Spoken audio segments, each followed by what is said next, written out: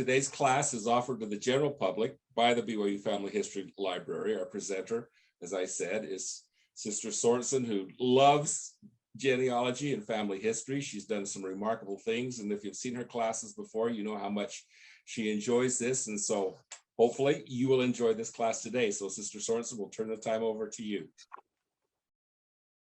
Thank you. I'm so excited about this class today because this is exactly the kind of thing that I love to do the most, is solve puzzles. So I'm going to share my screen if Brother Farnsworth wants to undo that. Thank you. And today we're going to be talking about correlating information that we find when we're doing research. All right, so this is the name of the class, Putting Your Family History into Historical Context. We did that last week as well when we were talking about inferential genealogy, which is similar to what we're doing today, but not exactly the same. But you kind of use the same, you kind of use the correlating evidence when you're doing inferential genealogy. Inferential genealogy is more when you don't have the records perhaps that you need from the vital records type things. This you can use with any kind of records and for any reason, and I use it all the time when I'm trying to find people or trying to figure out who's who. So we have a little puzzle here, and sometimes, like I say, we can't always solve the problem exactly at the time that we hope we can, but eventually we'll find that little missing piece, we hope, and be able to put it into context. So we'll review again the 5 steps of genealogical research. And this is a review for most of you who know anything about genealogy, or if you've seen my classes before. The first thing is generally to formulate a question or a goal. Second thing is to search. And I always like to say search broadly, as much as you need to or can. Organize and analyze your research, and then evaluate, correlate, and solve discrepancies in order to be able to draw a conclusion. And then the 5th thing would be to write and, importantly, share your findings. So how do you focus your research? You think about an event, a location, or a relationship that you can ask a question about, and then you formulate a specific question about that thing. Research broadly by finding as many sources as you possibly can that will answer your question. You don't necessarily have to look just at vital records. Look at many different sources. And last week we talked about probably 50 or more sources that you can go to find the answers to the questions that you're looking for. And then when you find these records, think about who your ancestors actually were and why these records show the reasons for their lives and the reasons for the things that they did in their lives. And I put that at the bottom on the left. You can see that's the name of the last one that we did last time that you can find on 5 January in YouTube.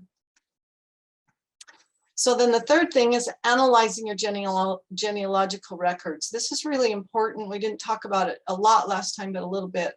But it's really, really important, because if the source is bad or unclear or inaccurate, you're going to come to an inaccurate conclusion. So you have to find out whether the source that you're looking at is wholly accurate, wholly inaccurate, or a mixture of the two. And oftentimes you'll find that it is a mixture.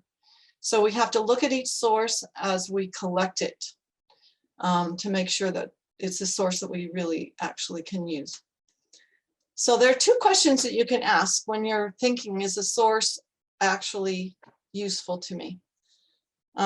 Or is it correct? The first is this source an original record or is it a derivative record?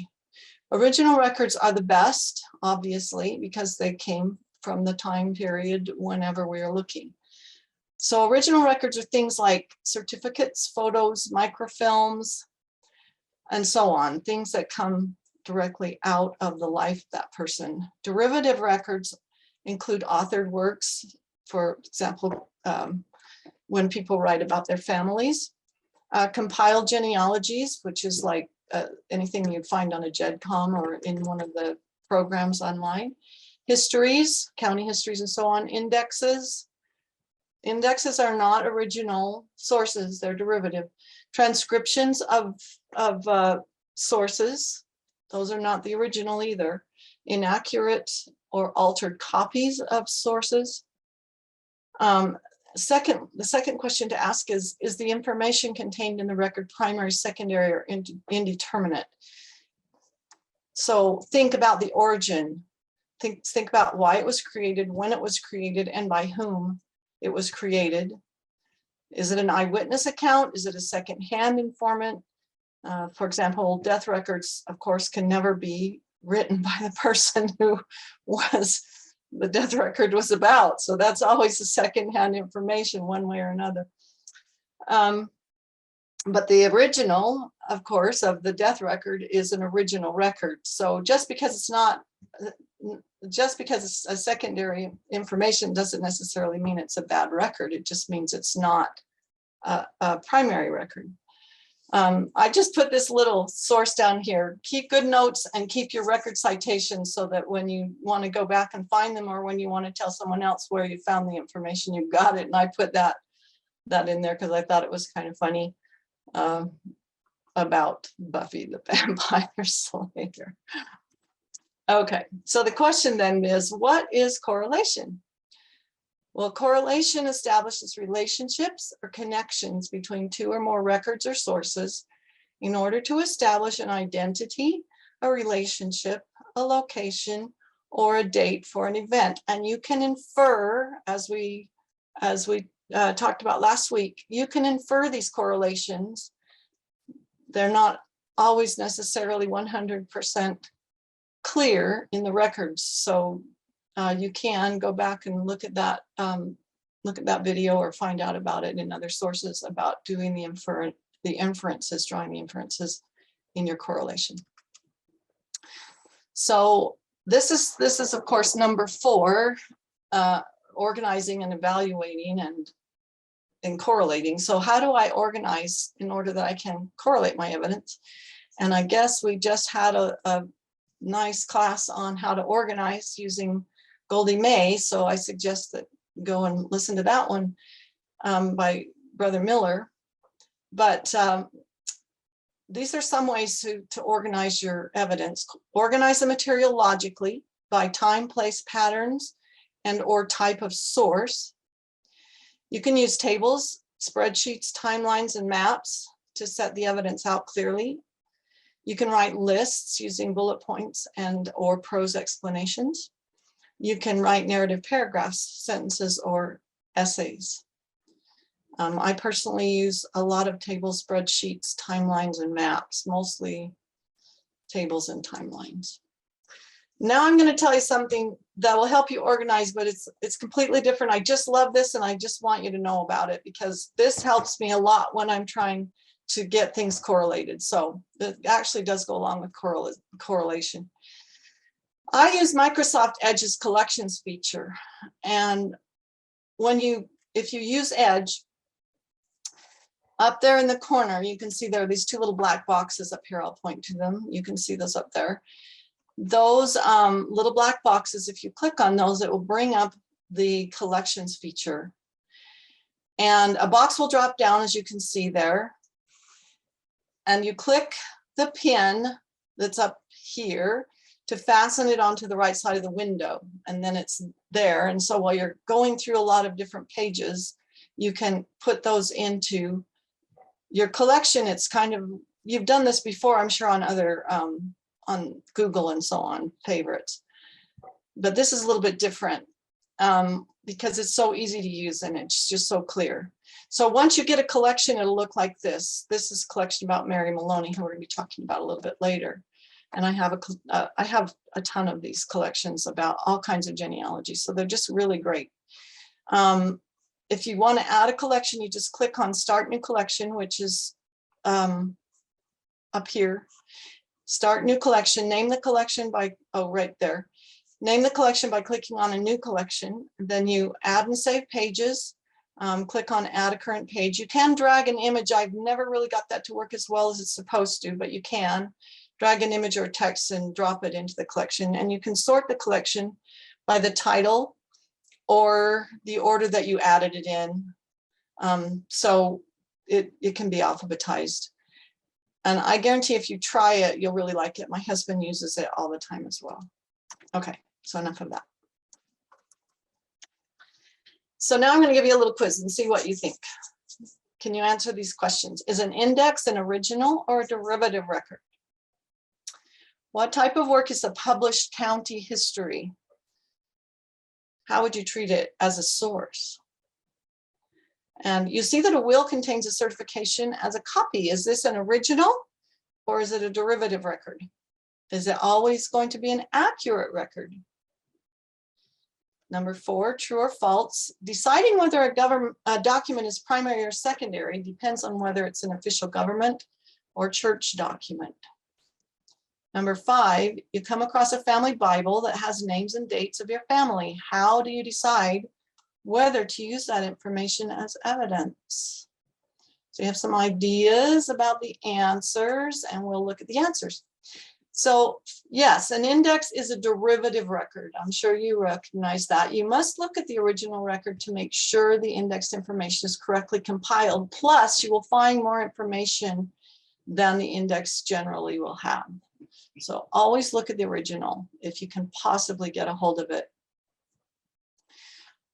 Number 2, a county history would be an authored work, and it would depend on what sources the information in the book came from, whether or not you think that it's a reliable source of information.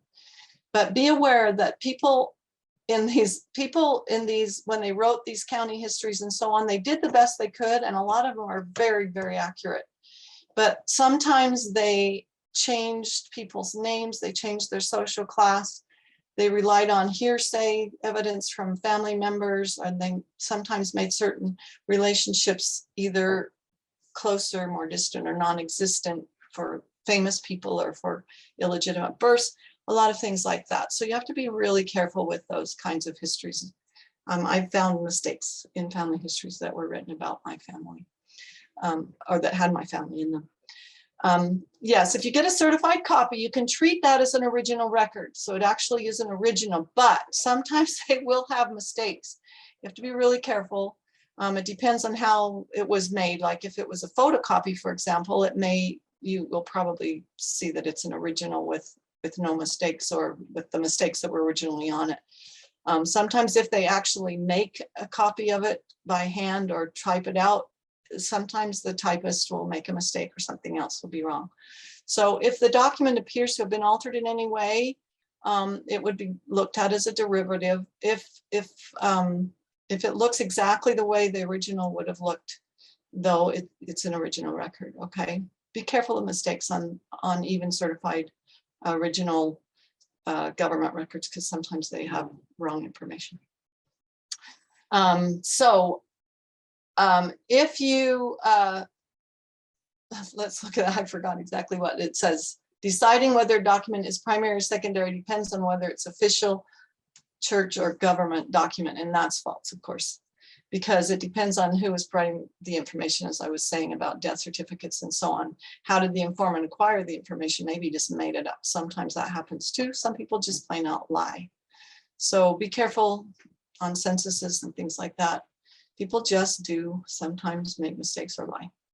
Are all or some of the entries in the same handwriting in that Bible on number 5? Are they all seeming to have been written at one time or by one person with the same ink?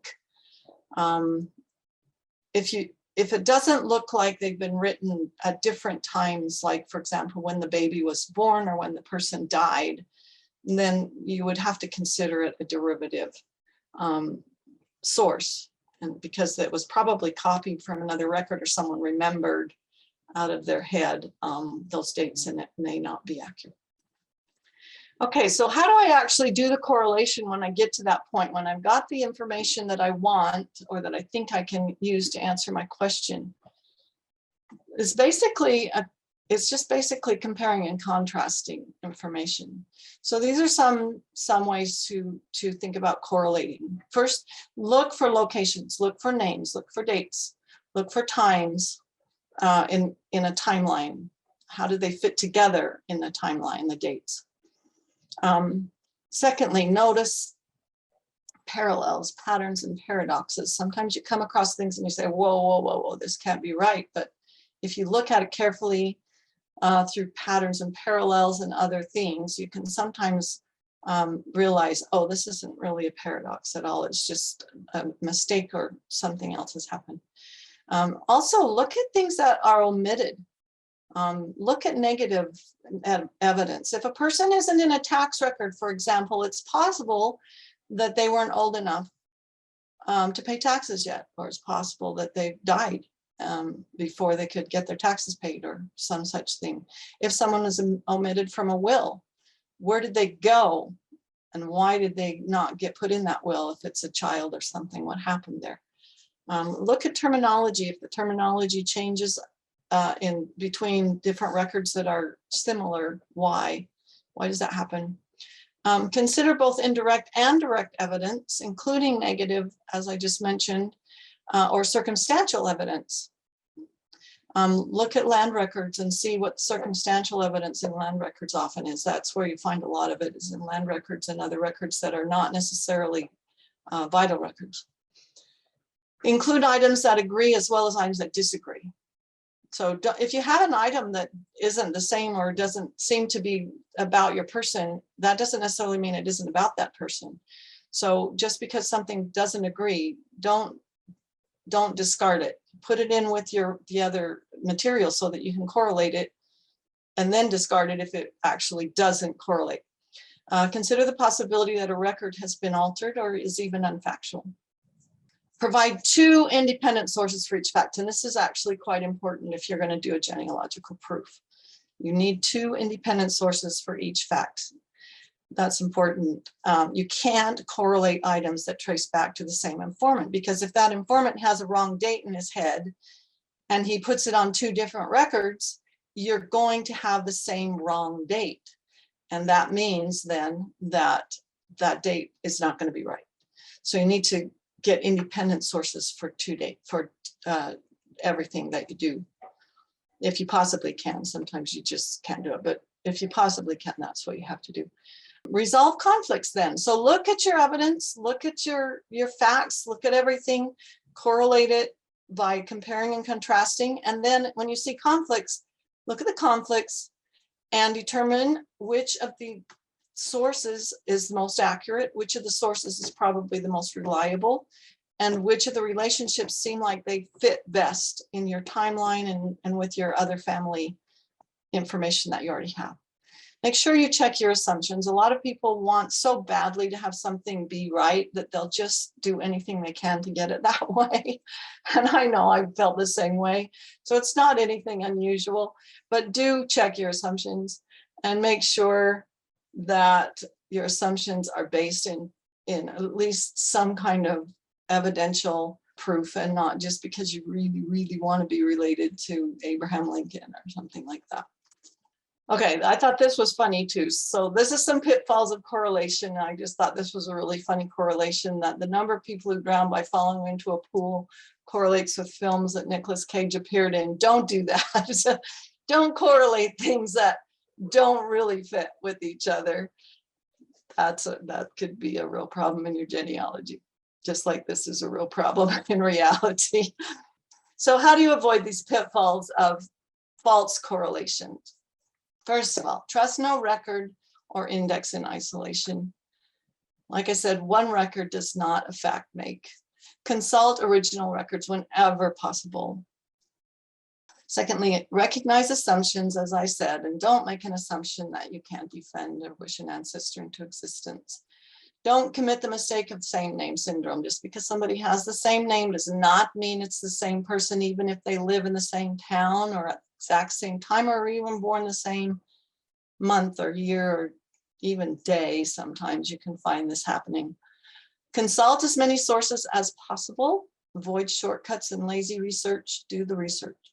Analyze the quality of every source you consult and evaluate all the evidence that each source contains. So look at the originals, find all the information, and decide what is right. Corroborate secondary sources. In other words, if they're not originals, corroborate secondary sources with independently created sources that are about the same thing as much as you possibly can. Accept a conclusion only when it meets the genealogical proof standard, which is the sum of the source-cited evidence, including resolved contradictions from all potentially applicable sources and explained in writing or in a table or however you can do that. Okay, so this is from Thomas W. Jones. Now I'm going to give you a couple of examples from my own genealogy. I want to say to you that these were actually more complicated than I put them up here. I didn't want to make it like really super difficult to understand or complicated. So I just took a lot of the stuff out that I had to do, but it works the same way and you'll see it. Okay, so this is example number 1. This is a simplified problem, as I said, to show the use of tables in correlation. So we're going to look at some tables. In searching for my Potter relatives in Lancashire, I ran into 2 fairly similar problems. I have a relative named Henry Potter, and he was born in sometime in the mid to late 40s. And I couldn't figure out which of the many. There were a bunch of them. I'm only going to show you a couple of them, but there were a lot of them who were born in that area that could have been him. And which of those people were him?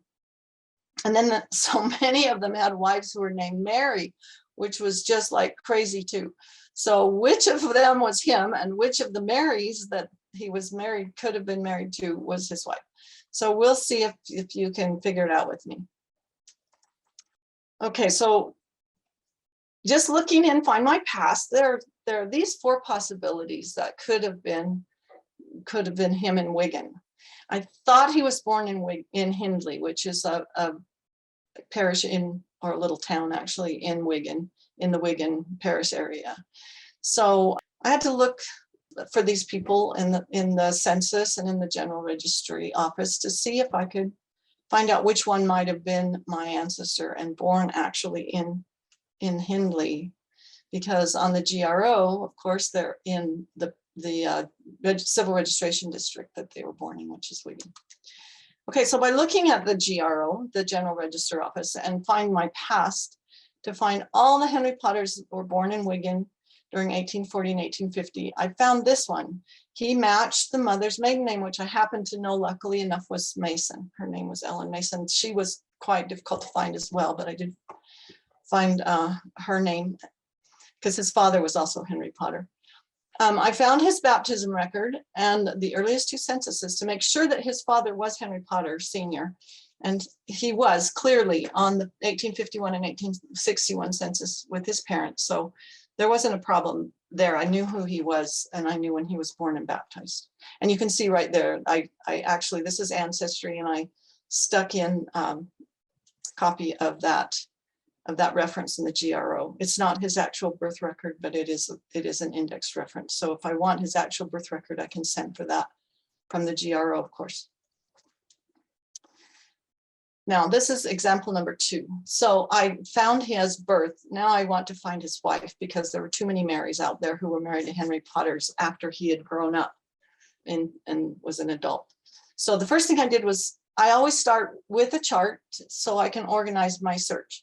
And this is the chart I made up just from other people's ideas and my own ideas. And so this is one that I use. I don't just use this chart. This is one chart I use.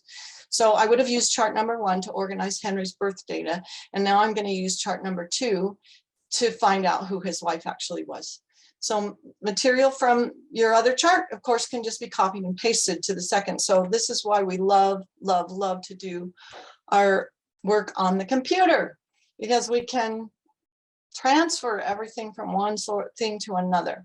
Okay, so the question was, who was the wife of Henry Potter, born 1844 in Wigan, Hindley Green?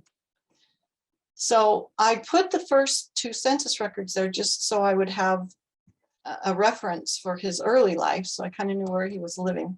So this says he was born in, his father was born in Goulburn, and he was born in Hindley. You can see down there that black bold. I like to bold or highlight things with colors. oftentimes. And then when in 1861, this is his family again. And this time they were residing in Aspel. Okay, so when he was young, 6, he was in Hindley, and when he was 15, 14, 16, in that range, he was in Aspel. So I looked for marriages that could still be in Wigan, because Aspel is also in Wigan.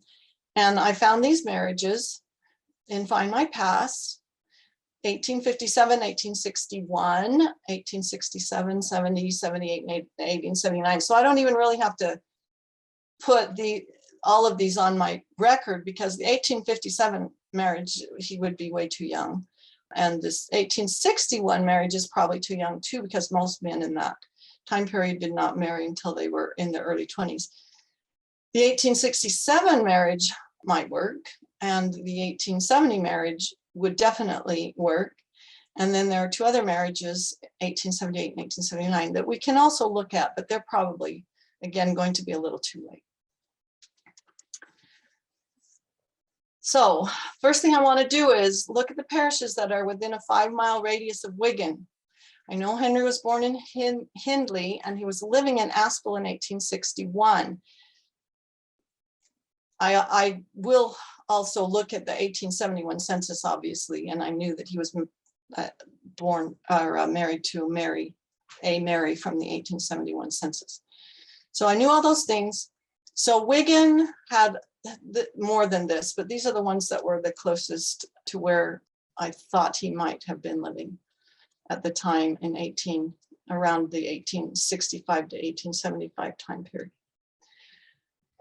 So I found these 2 marriage records, and each of them could be his. This one is the 1871 up here, and this one down on the bottom is the 1867 one. One is in Hay, which is very close to Aspel. It's in the same parish district. And then up here on the top, we have St. Thomas, Ashton, and Makerfield, which is fairly close to Aspel as well.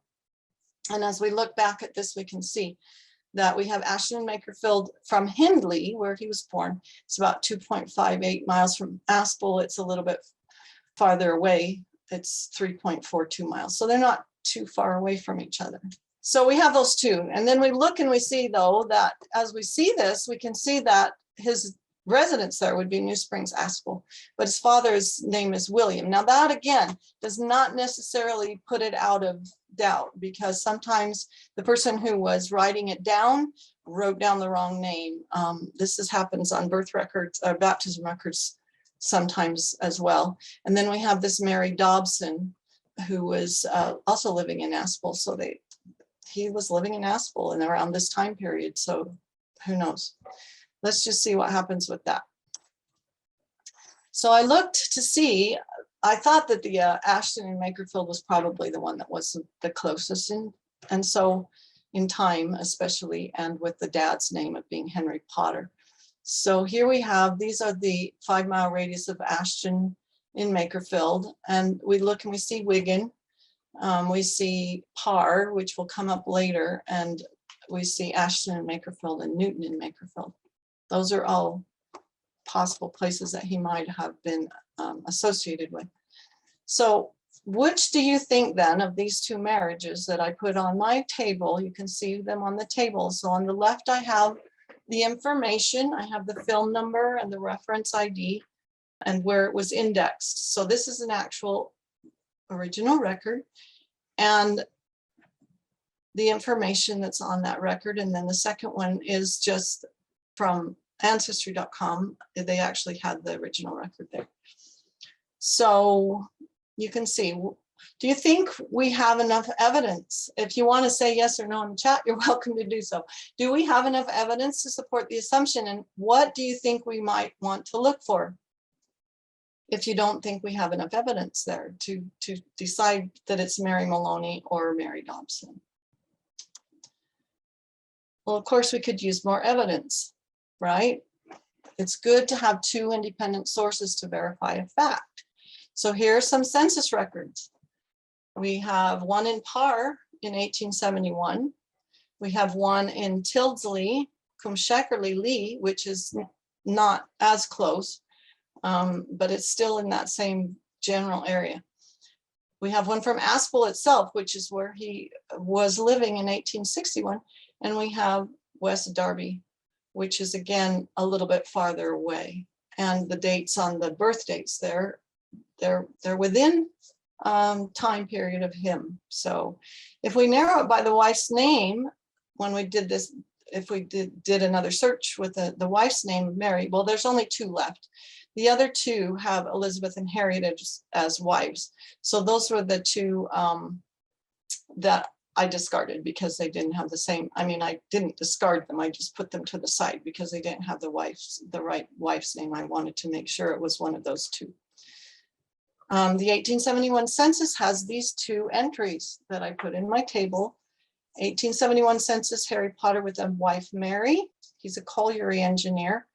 In 1871, he was working in the coal mines as a laborer, and his daughter's name, Caroline. She was either 9 or 2 months. It's very hard to read that on the census.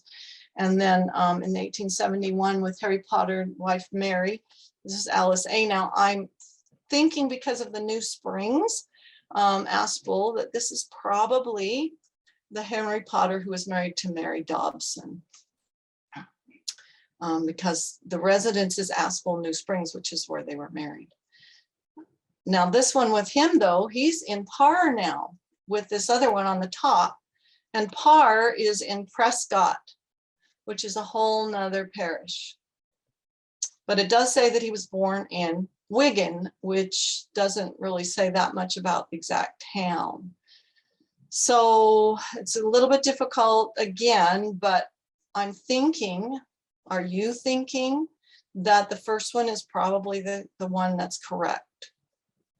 Because Warrington is sometimes Ashton and Makerfield and sometimes found in Wigan. And they were, the first one that we knew was married in Ashton and Makerfield. So let's see what we can find. Of course, we look at the original source and we try to find anyone who's related in that area. We look in the census itself, and we also look 10 above and 10 below each name. I didn't find anybody right there in the neighborhood, but you can see that's the original source. Okay, both of them are coal miners, which makes it a little difficult too. So here are those 3 likely Wigan boys that we looked at, and these are in the 1881 census. I couldn't find the 4th one. None of them has a wife named Mary at this point though. Not one of them has a wife named Mary. Well, the last place we saw Henry was in Parr.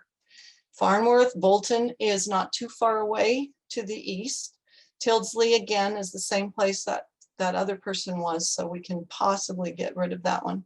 And then Whiston is in Prescott, which is where he was. Prescott, Parr is the same, in the same parish. So we'll say, maybe, because the other one has an earlier birth date. So we'll look at that. And we found the 1881 census and the 1891 census. And we see that Mary from Aspel wasn't even found in 1881. I couldn't find them in Aspel. But they were in the 1891 and 1911 censuses in Bolton. So I could put that there. The Tildesley and West Derby Henrys are married to Elizabeth and Harriet still, so they're probably not him. But there is a Henry, and this time he's from Hindley Green, which we know is where he was born. He was born in Hindley Green, and it's not just Wigan, so that's great. But this time you look at it, and what do you say? You say, oh my gosh, he's married to Sarah in 1891. What is going on here? What is going on? He was in Whiston, and now he's in Straw Lane in Prescott. Same general area, 2 different wives. Same kids though. You have Henry James and Thomas, who could be John Thomas Potter. They have the same general ages. There's no William Potter, but who knows, maybe he died. So we've got a lot of questions there, but the births are the same. So let's see what happens.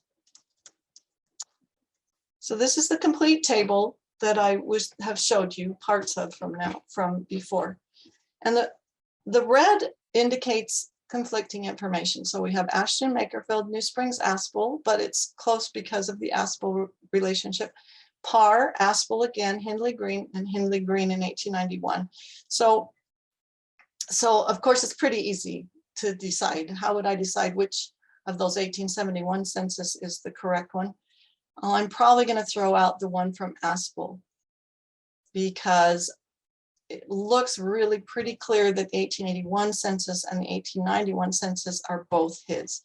Plus down there you can see I found, and I put that there so I could remember, I found his marriage certificate to Sarah Davies. So there's a real connection to all of these. And so I decided that he actually was married to the one Mary there who was born in Warrington and not in Bispham. So now we have to figure out who she is. So I'm not going to take quite as much time on this one. So I found these are the GRO indexes that I found, and they are there are 4 of them. I need to get the originals on this because I can't find a Moran or a Henry in any index of marriages in that area. So I'm thinking they may have been married in Ireland because he came from Ireland, but that could be totally off too. I have no idea. I haven't finished this one yet. So as you can see, my conclusion is not able to assess at this time who Mary Maloney's mother is. I don't have enough information. I don't think it's Bridget Doran who I found because she was married to a John Maloney. And we know that on her marriage record, and I'm going to show you that now. Her marriage record had her father's name as Martin. Okay, so who are the parents of Mary Maloney? This is kind of almost everything I have on her parents. We found that her father's name is Martin, her husband's name is Henry. She was married in Ashton, Makerfield. She was born according to the 1871 census in Warrington. There is the John Maloney and his wife Bridget, who also had a Mary who was also born in Warrington. So that's a little bit of a worry there in 1861. But I do find in 1861, again in Ashton, another Mary who's actually the right age, exactly the right age instead of a little too young or too old in 1861 with a Martin, and he's a widower. So that kind of fouls me up to finding her mom. And then there's another one though, she would be younger, who was born in Liverpool, and Liverpool is over in the Prescott area. So again, you look at these things and you think, man, maybe not. So I kind of think because of the GRO index that you've got 2 choices. You've got the Warrington Moran and you've got the Wigan Union Henry. Well, I suspect that she was born in Ashton, Makerfield, but when they say Warrington, they mean that maybe that parish, and the Wigan Union maybe is where they actually had her civil record, because I can't find a church record yet either. So I'm looking, haven't finished yet. So this is a map that might help as well. So sometimes I put things on maps, and these are Mary Maloney's dates from 1850 to 1881. I did find a death record on her. She died right shortly after the birth of her last son. So we have her at the top in Ashton and Makerfield, born in 1850, married in 1870, probably born in, if the Henry person is the right person, that would have been her. And then we have her in Parr in 1871 in the census, but she's not in the 1881 census. She died in Burtonwood, which is down south. That again kind of fouls us up a little bit because we have all those Moran people, Moran and John,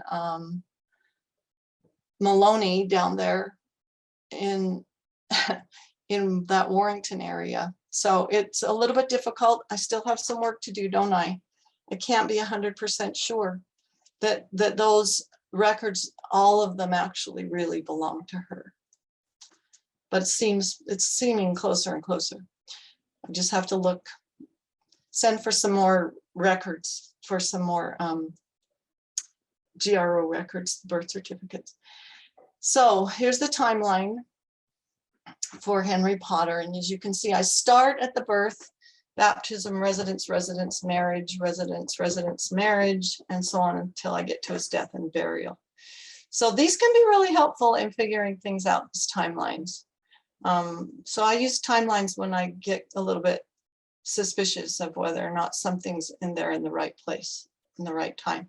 Now, I could use highlights on here. What you can look at it and think of things that you might want to highlight if this were your timeline. And the notes tell me whether it's a derivative source, the primary source, whether those are the sources are original, derivative, primary, and so on. You don't have to do that if you don't want to. For more information about timelines, I've given you a couple of places you can go. Catherine Grant from our library has a really good time grid that she uses that she just recently did another YouTube on. And then there's Diana Elder, who's an excellent genealogist and did a Roots Tech in 2020 about timelines. So this is about a list. So this is a narrative list of another person named Henry Jason Harris.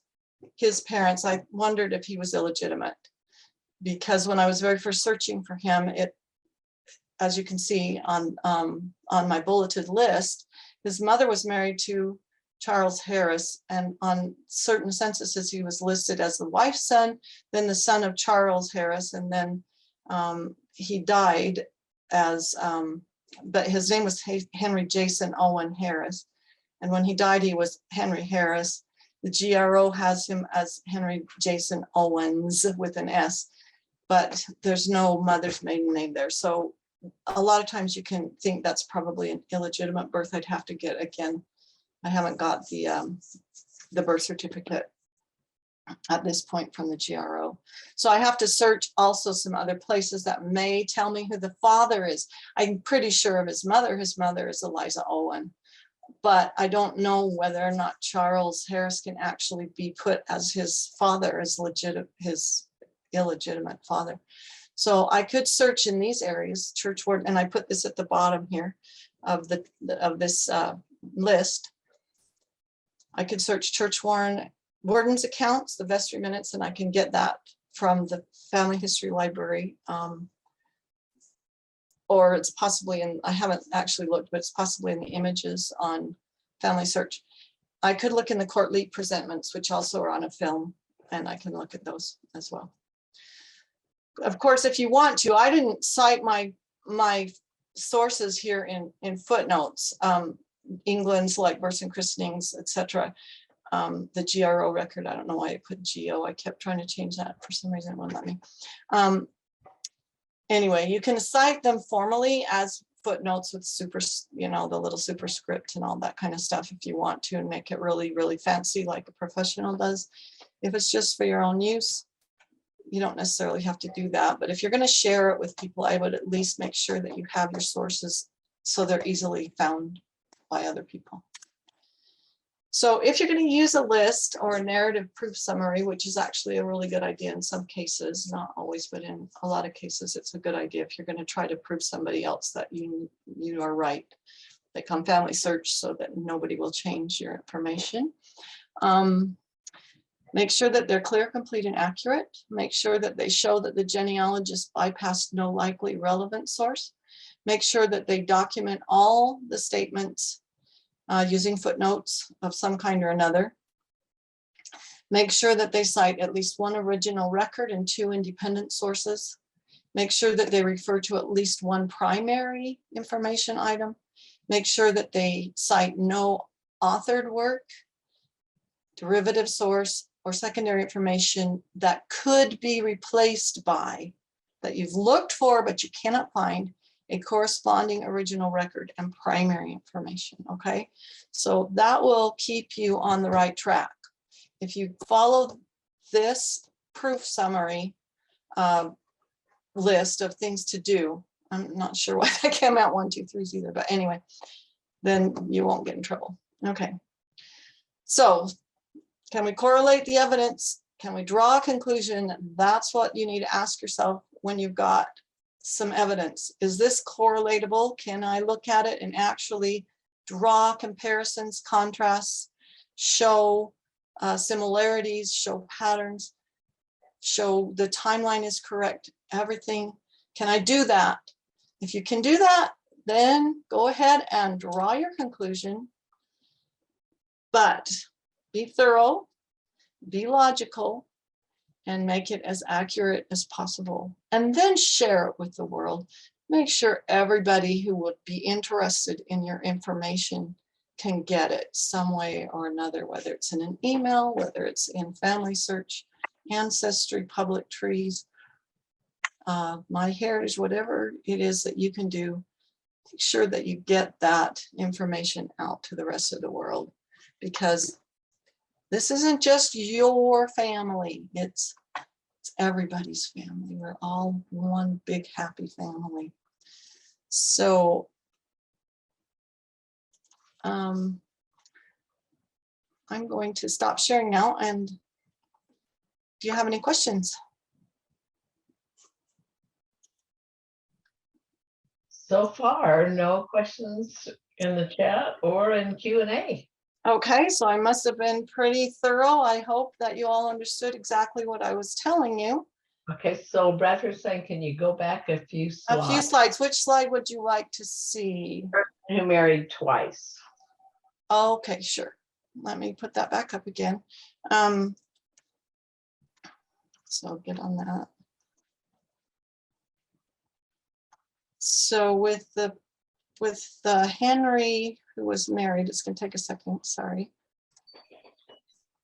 I think it's not that one. I think it's this one. So this is his timeline, and you can see on his timeline, birth, baptism, those are from the censuses, the residences. Marriage to Mary Maloney, I've got 2 things for him there. Parish registers and the select marriages. One is an index, of course, so that's derivative, and the other one is the actual original record. You can see right there. Then 2 residences again in 1871 and 1881. Now, if we looked on the 1881 census, we would see that Mary was no longer there. He was a widower.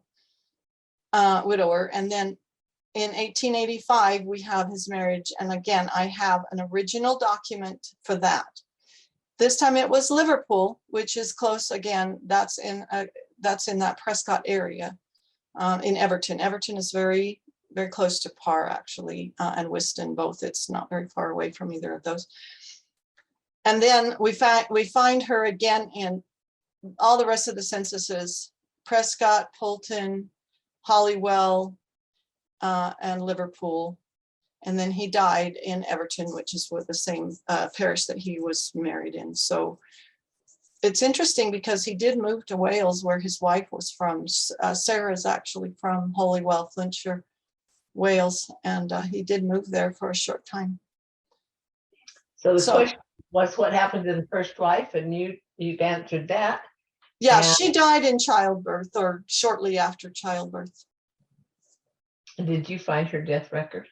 I did. I have her death record, and it's kind of sad because she was quite young and passed away with several young children. Her William did not live very long after she lived. After she died either. He didn't live very long. He lived for a while, a few months, but then he passed away too. Her little boy that she died having. Yeah, it's kind of sad sometimes when you're looking at these things, isn't it? People have kind of tragic lives, but at least he found somebody else to marry and seems to have lived with her for a long, long time. I can't remember when she died, but she was fairly old when she died as well.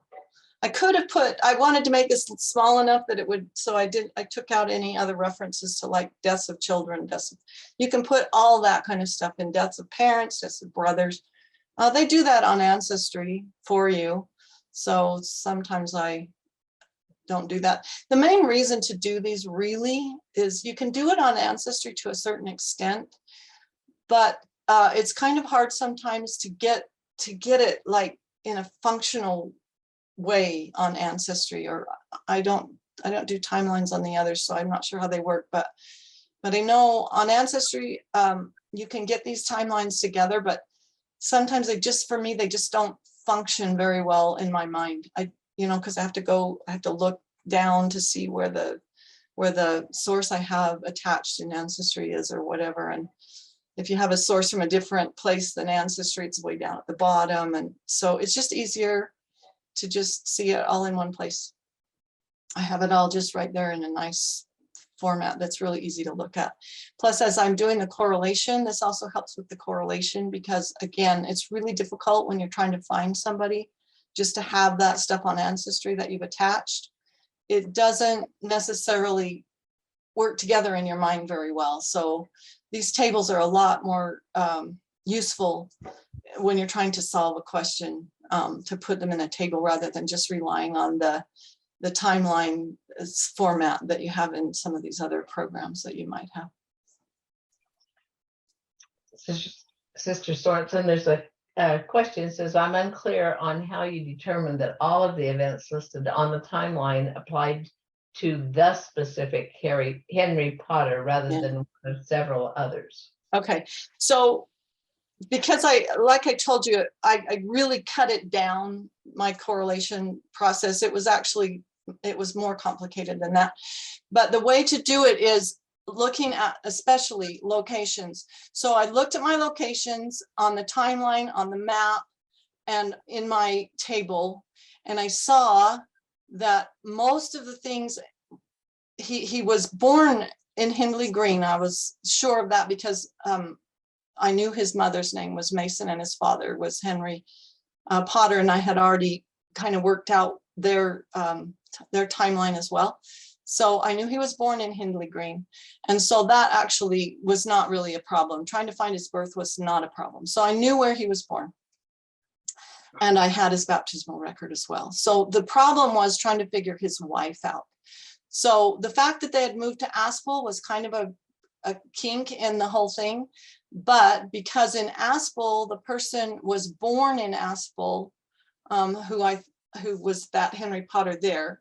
And I also found his information. I didn't just say, oh, this guy was born in Aspel. No, I actually did the research on him. I saw that he actually was born in Aspel and his wife was born in Bispham. I got their records and so on. This is much more complicated than what I showed you. But so then I could eliminate him because my Henry Potter I knew was born in Hindley Green. It was a difficult problem trying to find Mary Maloney because there were quite a few Martin Maloney's around, more than just the two I showed you. And so again, I had to figure out, which of these Mary Maloney's belonged to that Martin, but because she was born in Warrington, according to the 1871 census, which was the only thing I really had about her birth, but she was married in Ashton, that kind of narrowed things down. So I'm not sure about her exactly yet. I haven't gotten that one finished. But the other thing about Henry Potter and his family is they did live in Parr. Of his children all lived in Parr, married in Parr, lived in Everton and that area. So I was able to, again, so you have to kind of go out. You can't just focus on one person and their records. You have to go out beyond them.